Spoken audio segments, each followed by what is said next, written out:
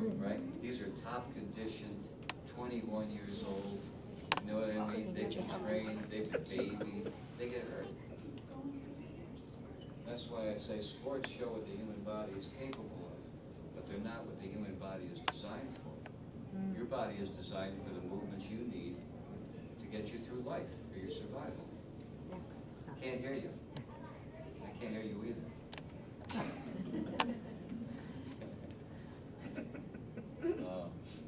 Anyway, you know, I could talk forever on this, but I would like to say this. You have somebody that's in the best of shape right out of the box, a young athlete. And after you get this guy who's absolutely perfect, he has to be specific on how he trains for his sport, right? Alex Rodriguez can't bend down and put his head between his legs and throw his arms up in the air, but he can get a baseball. The person who's that super gymnast might be able to bend into a pretzel, you know, but can't do what he can do. And a guy who can throw a football might not necessarily be the best catcher in football. He might not be able to play baseball. If Michael Jordan picked baseball, where would he be? He got nowhere in baseball. Okay, so we're all sport specific. So if you take somebody who's in perfect shape like that, and you have to focus them on the one thing they're going to be good at. For example, a football player, you would have 90% of your time, if you're a quarterback, would be throwing the football, right? And the rest of the time you can do stretching, or you can do anything you want, Pilates, Tai Chi, whatever. But to get good at the game, you got to play the game. So if you have a problem getting up, and you're not focusing on getting up like he is on the football game, where are you going? You don't have the best potential in the world. We're all older now. We don't have that. If that guy has to focus, how do you have to focus? So my advice to everybody is, make sure you know what the needs are in your body. Don't trust a fad that's coming on and then gone. Don't trust something that's easy. There's things that are easy that are beneficial, but then again, you got to be wary of. You take, for example, somebody who's weak in the hips, and you put them in the pool. The pool is beneficial. I recommend it. You know, it's great. But now, don't forget, if you got weak hips or weak legs, you don't have to stand up. The pool, you're floating. You don't have to hold your arms up. They float as you move them. So it's enabling you to move things, but you're not doing anything to restore your capability to move on your own. You got to function up here, not down there. You got to function in the real world. You don't float. You don't float when you got to stand up for a couple hours. You got to do it yourself. So you make sure that when you do exercises, they're not the ones that are the most fun. You know, when I've given you that simile before about becoming a lawyer or whatever in college and picking the other, it doesn't mean that that lawyer who has to study or that person that graduates college is not going to feel more happy than the person in the, you know, in a class that's not so beneficial. They might feel good at the moment, but the person that gets the reward is the one who puts the work into it. And that feeling at the end of that accomplishment makes you feel better. You don't have to worry about laughing and singing every time you take a step in your class.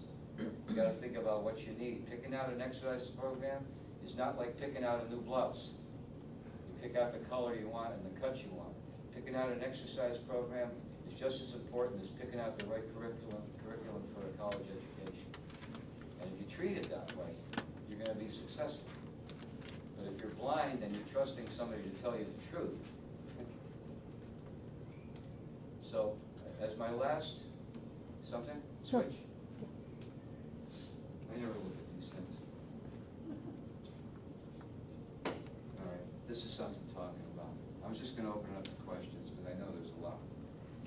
This is your chance to have questions answered. See, I spent my life doing this, and now that I'm doing this, I started doing it because I wanted to save myself from what I'd seen happen to everybody.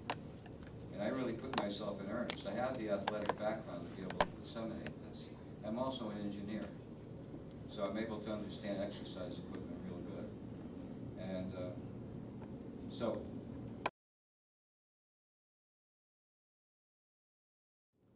natural sequential progression.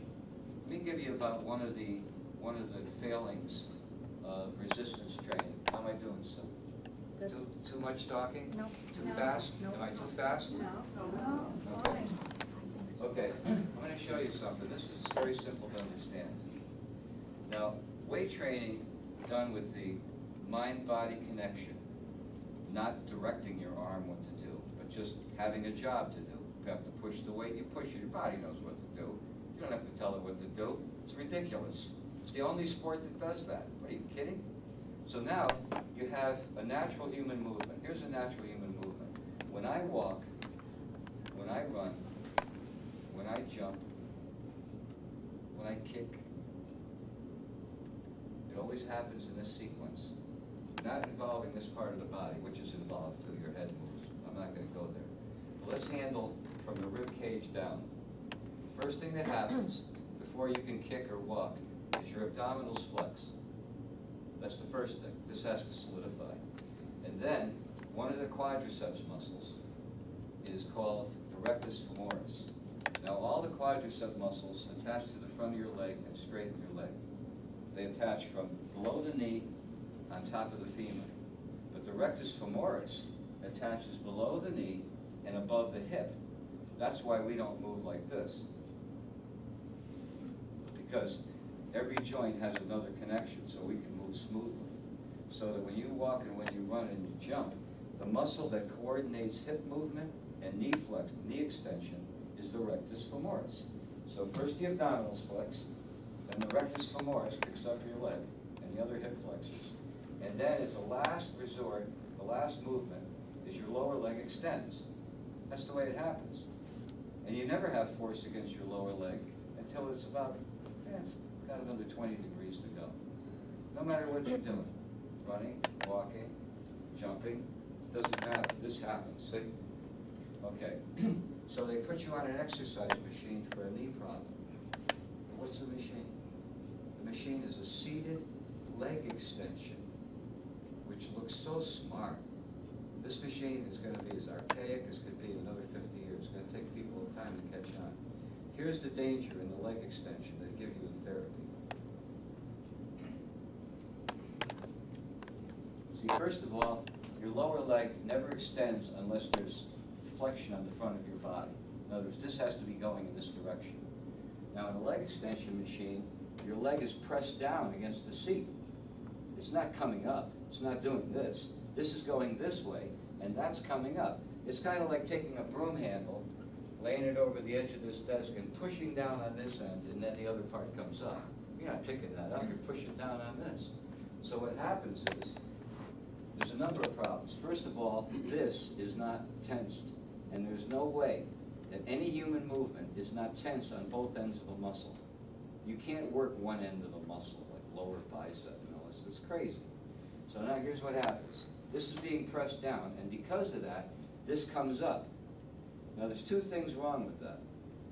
Number one is that your knee never exerts pressure from this bend and then out.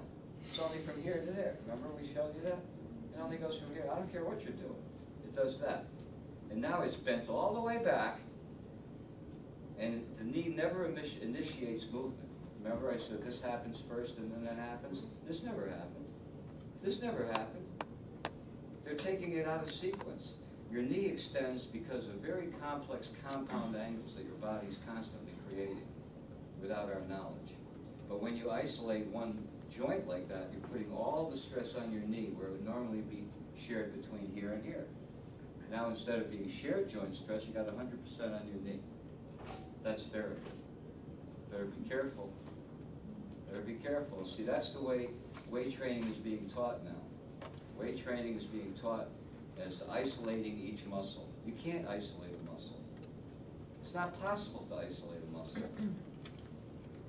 But they still push it. You're isolating your abs, you're doing this. You're not isolating anything. Your body can't be isolated. There's always something working. So what you have to remember is make sure that you do natural movements. I call them straight line movements. Why is straight line movements the way to go? I'll tell you why. Because if I was doing a shoulder exercise and I did the lateral raise like this, okay, what I'm doing is I'm putting all the stress on my shoulder. It's the only thing moving. I'm traveling an illogical destination. If I wanted to put something on the shelf up here, I'd put it up there like this. I wouldn't go like this. Your body would never make you move like that. Yet we're exercising like that. So my question is, how can you restore natural movement with an unnatural exercise? I don't know of any way you can. All right, so now what you did was you increased time and distance. Your mind is logical. It would never make you do something that was illogical. It would never have you do this. You would do this. That. Not this. Not this. Not this. Not that. We don't do that stuff. But because I got us trained that way, thinking that you're isolating the muscle, it doesn't work. I'm going to give you one example. Biceps. Who doesn't know what a bicep does? Everybody. Makes your bicep. Let me see your bicep. Your bicep does this, it does this, and it does this. This doesn't do this. And when you pick something up, remember I told you about tension at both ends of the muscle? When you rest your arm on a curling machine, you relax the muscle up here at the top. It feels like lower bicep. What you're doing is you're straining your tendon in your elbow. That's why it feels like lower bicep. When you bend your arm, whether you're picking up a couch, lifting a window, picking up your granddaughter, your upper arm goes forward and your arm bends. You never do this. Where did this come from? What do you ever do in life that does this? Nothing. But they take people that don't really understand exercise, and they don't themselves, and try to break it down into a simplistic way. Like a leaf is a leaf and a branch is a branch, but a leaf, a branch, bark, and roots are what makes the tree.